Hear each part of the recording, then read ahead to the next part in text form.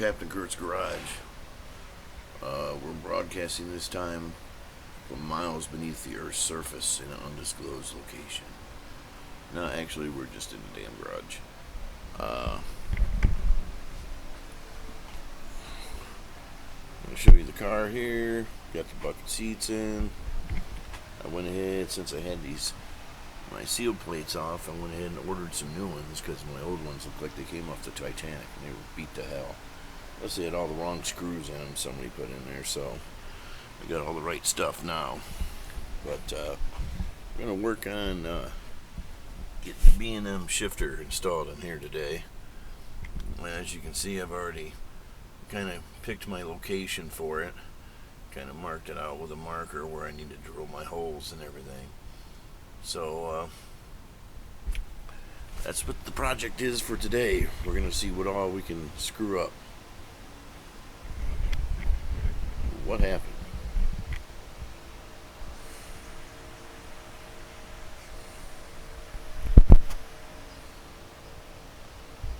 My screen went blank. Alright, I'm still learning this new camera here. It's supposed to have a touch screen on the front too, but I don't know why that's not coming up. I'm going to have to try and figure that out. But go over here. Hey, I'm watching a video on this dude that bought a 70 Dodge Challenger RT clone. It's got all kinds of goofed up stuff on it. I wanted to give a shout out to My Car Shop. I got my shirt, my Stitches shirt, and it looks really cool. I've got some merch for my channel, and I'm going to be sending him some free merch, but I'll put a link in the description of this video if you want to buy something. I'm going to be coming up with some more designs, but I've got some new stuff on there, like some trucker hats and some other stuff.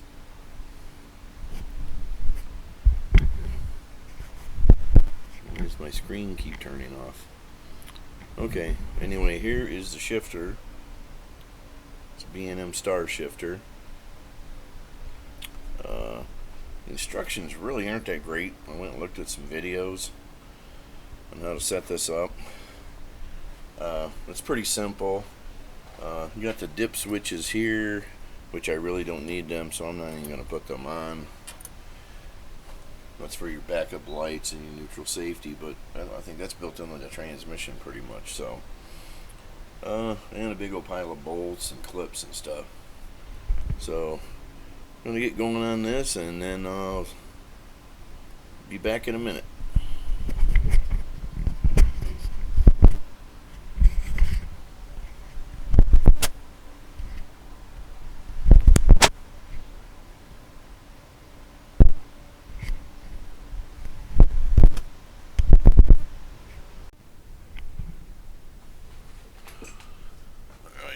Give you a little update here. Got the floor shifter mounted. Next up, I need to drill the hole for the cable and then attach the cable to the shifter. Make sure I don't have any kinks in it, and run it around the transmission. I already got pretty much all the linkage off from the steering column and the transmission, all the column shift linkage. I took all that off to get it out of the way. Of course, I'm saving all the stuff, you know, it can always be put back to the way it was. But I got all the linkage right here, all the spacers and brackets and everything else. I'm going to put those in a big plastic bag so I can save that. And the old shifter arm. This is the new one that comes with the kit. There's the bracket. So, I don't know. I'm going to see about drilling that hole, if I can get it lined up right. And we'll be back then.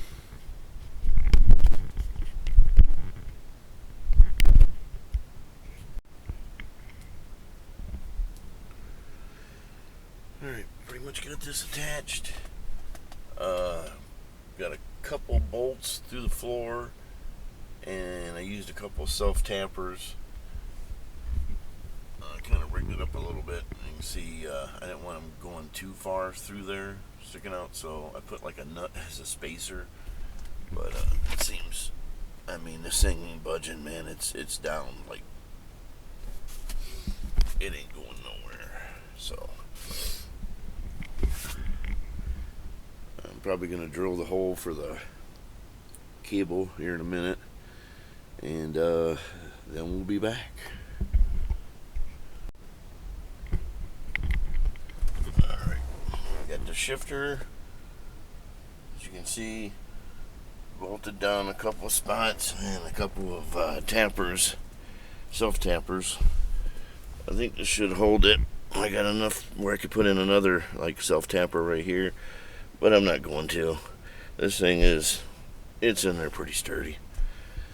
Drilled the hole out for the cable, as you can see there, trying to get you in there.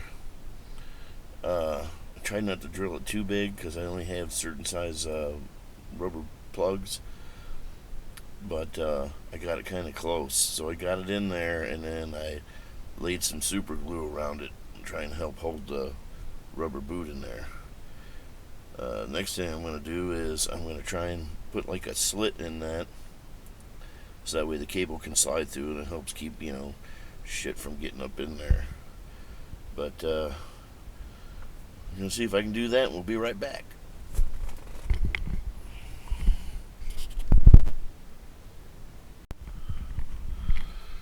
Well, I hope you can see that up in there. I got my shifter cable bracket and everything installed. The only bad thing is now my kick down, as you can see, it's hanging down there. It's going to wind up hitting on that. So I have to figure something out with my kick down wire so where it's not going to hit on the shifter cable. Oh god, pain in the ass. I was messing with this last night. Alright, I'm going to see what I can figure out here. Alright, welcome back to Captain Kurt's Garage. Let me tell you, this shifter's been nothing but a pain in the arse. But I think I finally got it adjusted right. The instructions suck that come with it. I can tell you that right now. I had to watch a couple videos and kind of look at it and try and figure it out. But one main thing is with these shifters is, I guess on a Chrysler, I've got it adjusted where it goes all the way into low ratcheting mode, and it's a B&M Star Shifter. I kept feeling like it wasn't going all the way into park, but I got under there, kept checking everything, checking my adjustment. The shifter lever's all the way back. Then just so happens, looking at the crappy instructions, it says something in there about the shifter will have a further travel forward for the park feature for GM vehicles, because theirs is a longer movement to get it into park. So thank God, I think I finally got that figured out. Now I just have to figure out that kick down for my kick down for my that connects to the carburetor and increases the pressure. So that's hitting on the rod now, where it didn't with the factory stuff. So I've got to figure that out. But let me see here. Alright. So see, we've got the shifter in there. I guess that's park. It feels like it can go a little further, but it says don't force it. But it has to be in park. I mean, that's as far forward as this thing can go. And then it goes all the way down in ratcheting mode, no problem. And that should be neutral, reverse, and then park. So hopefully, we're going to see, because we're going to have to get this car off the stands and give it a shot. But yeah, royal pain in the ass. I still have to hook up my throttle and the kickdown up here on the carb because I switched out to the Demon carburetor to see if that runs a little bit better. That Brawler was kind of temperamental. But that's about it for now. Like I said, if you get one of these instructions, let me spin you around here. These instructions are terrible. Also, one thing on here, it says for the shifter cable, 7/16 nut. Okay, that is not a 7/16 nut. It's an 11/16. I got all the way under the car and I'm like, what the hell? This ain't even close. So yeah, there's some boo-boos in these instructions. Another one is somewhere it says something about putting a jam nut on the end of the rod, but I couldn't even find that in some of the videos. So I don't know. I'm gonna see. I still got to put my cotter pin in there. But the next video hopefully will be hooking up the gas, the throttle linkage, the kickdown linkage, figuring out how to get it situated down there in the transmission so it gets around my shift cable, and then be taking this baby for a spin and see what's happening.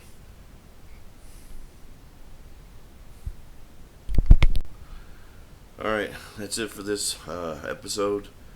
Like, share, subscribe, pray to the old gods, I don't know. Leave me some comments, what you think. I'd really appreciate it, and y'all have a good one. Take it easy.